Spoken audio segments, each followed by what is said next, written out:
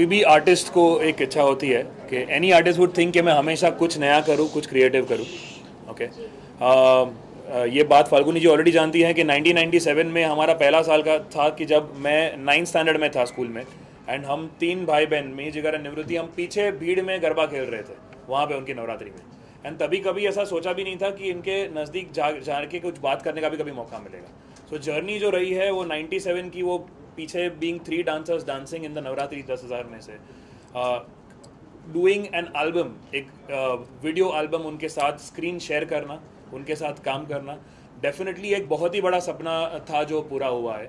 And you know ये express नहीं कर सकते क्योंकि लास्ट 1.5 महीने से इनके साथ हम टाइम बिता रहे हैं।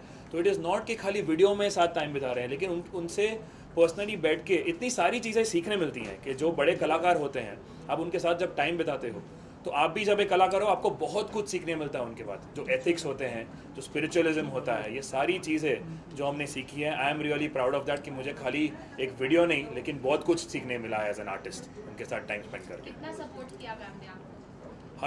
100% से भी ज़्यादा बोलूँगा मैं। 100 तो बोलने जा रहा था, आई थिंक उससे भी ज़्यादा। वो बाजू में बैठा है इसलिए कुछ बोल नहीं सकता बट ये बात मैं स्ट्रेस करके, अभी आपने देखा होगा मैं बोल चुका हूँ कि सिंगिंग के बारे में तो सभी बात करते हैं, लेकिन शूटिंग के टाइम पे बहुत चैलेंजेस आते हैं, और वो चैलेंजेस में उनको खुश करने के लिए नहीं बोल रहा हूँ। 2 दिन उन्होंने इतना पेशेंस से हमारा सपोर्ट किया है। आपको पता है डांस वीडियो है, रीटेक्स होते हैं, लाइट्स होती है, तो it's not very easy to spend. उनका पहला वेंचर है ना, पहला वेंचर है वो दोनों का, उतना दिल से वो लोग काम कर रहे हैं अपने। चलो पहले वीडियोस आ गए काफ़ी, तो उनको सपोर्ट क्यों नहीं करो? इतना अच्छा काम वो लोग करने जा रहे हैं। पहली बार इतना गुजराती, प्योर गुजराती गरबा का वीडियो होने जा रहा है। पहले मेरा इंदिरा मिनवा जो हुआ था, लेकिन उसमें लिरिक्स वगैरह हिंदी में थे। वो पहला गुजराती प्योर, तो मैं क्यों नहीं सपोर्ट करूँ? जी, और कितनी प्लानिंग की थी आपने इसके लिए? मतलब क्या कैसे दिमाग में आया कि मुझे गरबा के लिए करना है सॉन्ग? हम जब भी बैठते हैं, मी एंड जिगर, जब भी हम गरबा के बारे में कुछ भी डिस्कशन करते हैं, तो हमारा एक ही एम रहा है कि अगर आप देखेंगे तो बाकी सारे फोक डांसेस जो है, जैसे भंगड़ा बहुत पॉपुलर फोक डांस है, जब हम सबको पसंद है। राजस्थानी सॉन्ग्स भी आजकल आप देखोगे बॉलीवुड के सपोर्ट से कितना हिट हो रहे हैं। हमारा एक ही एम था दोनों का कि अभी गरबा को अगर हमको नेक्स्ट लेवल पे लेके जाना है, कि ये फोक डांस को एक अलग लेवल पे लेके जाना है दुनिया में, कि लोग इसके बारे में बातें करें कि यार ये डांस मुझे भी सीखना है, ये गाना भी मुझे सीखना है और नाचना भी मुझे सीखना है, तो उसके लिए क्या करें।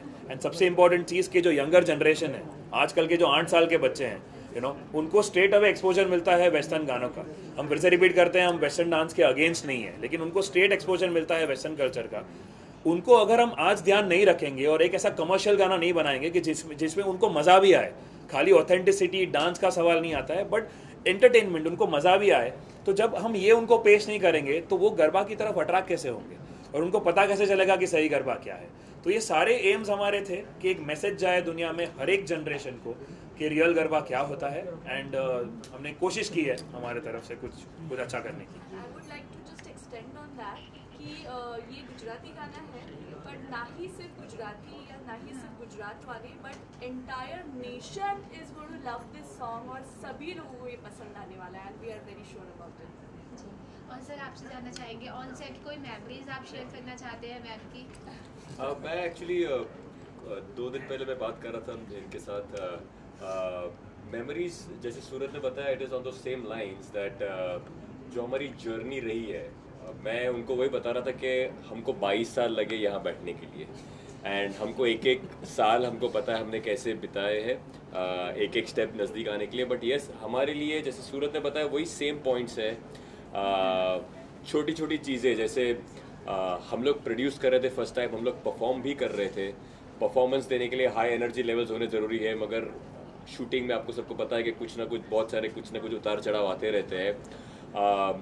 कभी भी कुछ उतार चढ़ाव आए तो वहाँ पे सबसे बड़ा नाम इस फाल्गुनी पाठक, तो वी आर कंसर्न कि उनको कुछ तकलीफ हो रही है, वो कैसे रिएक्ट कर रही है।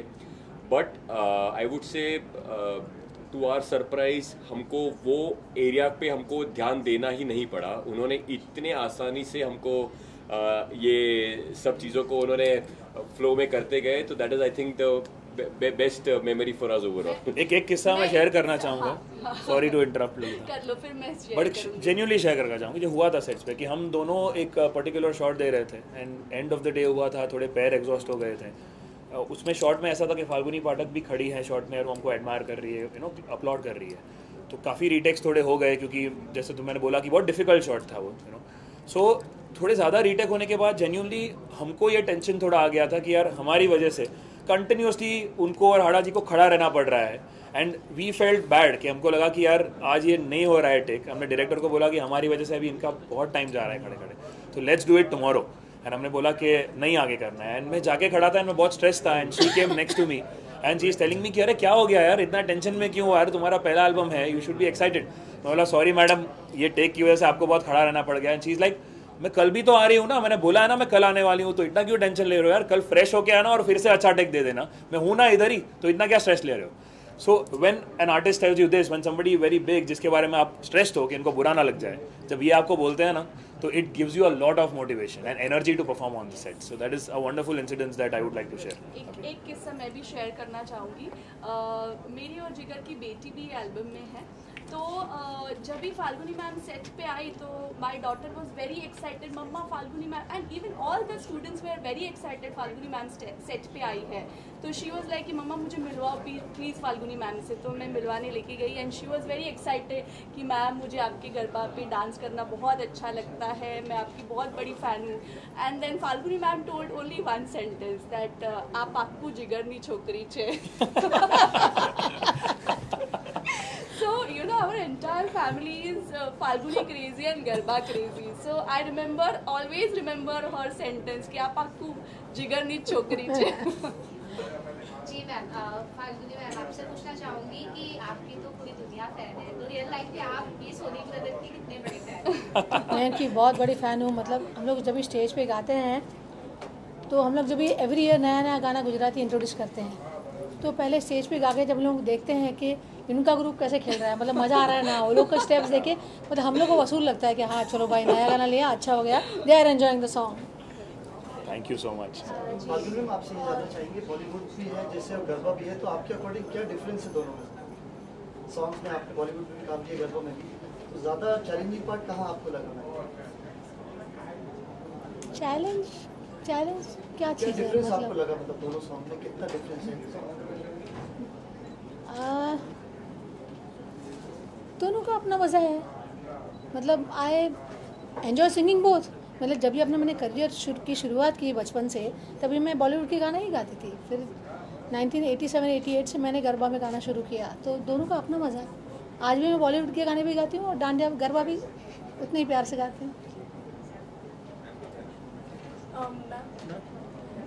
So I have two questions. एक तो ये वीडियो रिलीज डेट कब है, and second, would you be open to doing more songs with them जहाँ पर डांस ज़्यादा हो? That's good without saying. Goes without saying. Garba के गाने तो जितने आएंगे प्योर उतना I'll be more Particularly with Soni brothers जो आपका रिलेशन रहा है सालों में, तो उस हिसाब से आप अगर सोनी, मुझे पता है कि सोनी ब्रदर्स अगर गाना बनाएंगे तो वो गरबा ही होगा।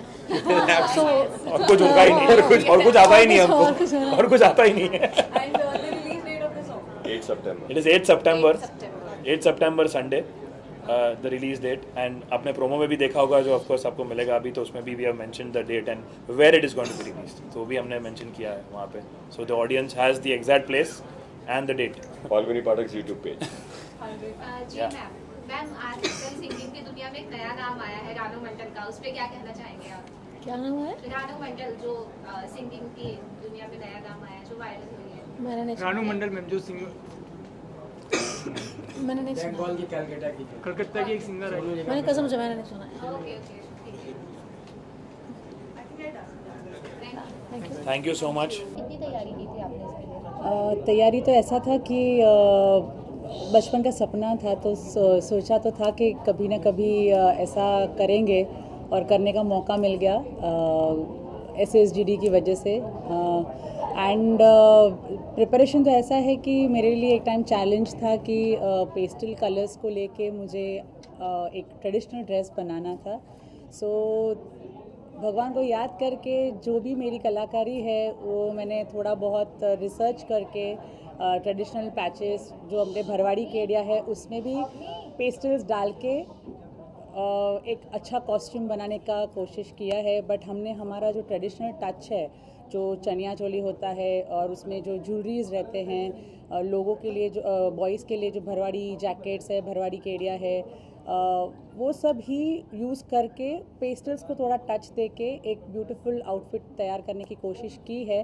और आप अभी वीडियो देखेंगे जब भी, आई होप आप लोग को वो पसंद आए, and I have tried to give my best.